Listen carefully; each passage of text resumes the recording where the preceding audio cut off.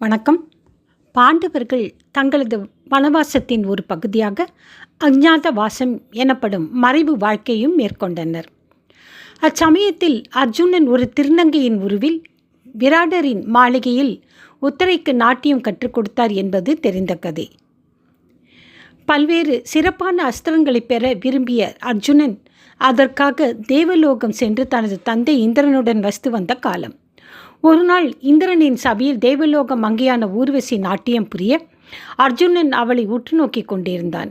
அதனை இந்திரனும் கவனித்தார். அர்ஜுனன் ஊர்வசியை விரும்புகிறான் என்று தவறாக நினைத்த இந்திரன் அர்ஜுனனுக்கு நாட்டியம் கற்றுக் கொடுத்த சித்திரசேனனை அழைத்து அர்ஜுனனுக்காக ஊர்வசியை அனுப்பி வைக்கும்படி கேட்டுக்கொண்டார். இந்திரனின் கட்டளையை அறிந்த ஊர்வசி மிக்க மகிழ்ச்சியுடன் தன்னை அற்புதமாக அலங்கரித்து கொண்டு அர்ஜுனனை அவனது அறையில் தனிமையான இரவு நேரத்தில் அணுகினாள். அந்நேரத்தில் ஊர்வசியை கண்டதால் திகைப்புற்ற போதிலும் அர்ஜுனன் அவளை வரவேற்று உபசரித்து விசாரித்தான். அப்சராக்களில் சிறந்தவளை உமது கட்டளை என்ன? அர்ஜுனன் தன்னை உற்று நோக்கிய சம்பவத்தினை எடுத்துரைத்து அன்றிலிருந்து காமதேவன் தன்னை கட்டுப்படுத்தி வருவதாகவும் தற்போது இறைவனை அனுபவிக்க இந்திரனால் அனுப்பி வைக்கப்பட்டுள்ளதாகவும் ஊர்வசி மகிழ்ச்சியுடன் தெரிவித்தாள். ஆனால் அர்ஜுனனும் உடனடியாக காதுகளை மூடிக்கொண்டு பதிலளித்தான்.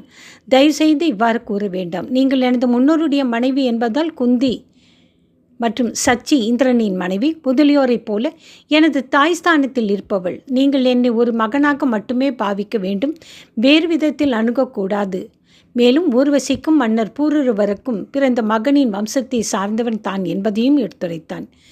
இந்திரலோகத்தில் பூலோகத்தில் இருக்கும் விதிமுறைகள் எல்லாம் கிடையாது என்று ஊர்வசி வலியுறுத்திய போதிலும் அர்ஜுனன் மசியவில்லை. சபையில் ஊர்வசியை தான் ஒரு தாயாகவே பார்த்து அதிசயித்ததாக அவன் எடுத்துரைத்தான். அர்ஜுனனால் நிராகரிக்கப்பட்டதால் எழுந்த அவமானமும் பூர்த்தி செய்யப்படாத காமமும் இணைய ஊர்வசி கடும் சினம் கொண்டு அர்ஜுனனை சபித்தாள். ஆசையுடன் வந்த பெண்ணை ஏமாற்றி விட்டாய். நீ இனிமேல் ஒரு திருநங்கையாகவே வாழ்வாய். ஊர்வசியின் சாபத்தை யோசித்து பார்த்த அர்ஜுனன் இந்திரனுடன் ஆலோசனை செய்தான். இந்திரனுடைய ஏற்பாட்டின்படி அர்ஜுனன் ஒரு வருடத்திற்கு மட்டும் திருநங்கையாக வாழ்ந்தால் போதும் என்றும் அஃது எப்போது என்பதை அர்ஜுனனை தேர்ந்தெடுத்து கொள்ளலாம் என்றும் சாபம் மாற்றியமைக்கப்பட்டது. காலப்போக்கில் அந்த சாபம் அர்ஜுனனுக்கு வரமாக அமைந்தது. விராட தேசத்தில் யாருக்கும் தெரியாமல் வாழ்வதற்கு பாண்டவர்கள் முடிவு செய்த போது அர்ஜுனன் அக்காலத்தினை தனது சாபத்தை கழிப்பதற்கு பயன்படுத்தி கொண்டான். பிருகநலை என்ற பெயரில் ஒரு திருநங்கையாக இளவரசிக்கு நாட்டியம் கற்றுக் கொடுக்கும் பணியினை அர்ஜுனன் ஒரு வருட காலம் புரிந்தான்.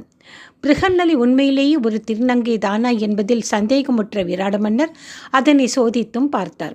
ஊர்வசியின் சாபத்தினால் அர்ஜுனன் உண்மையா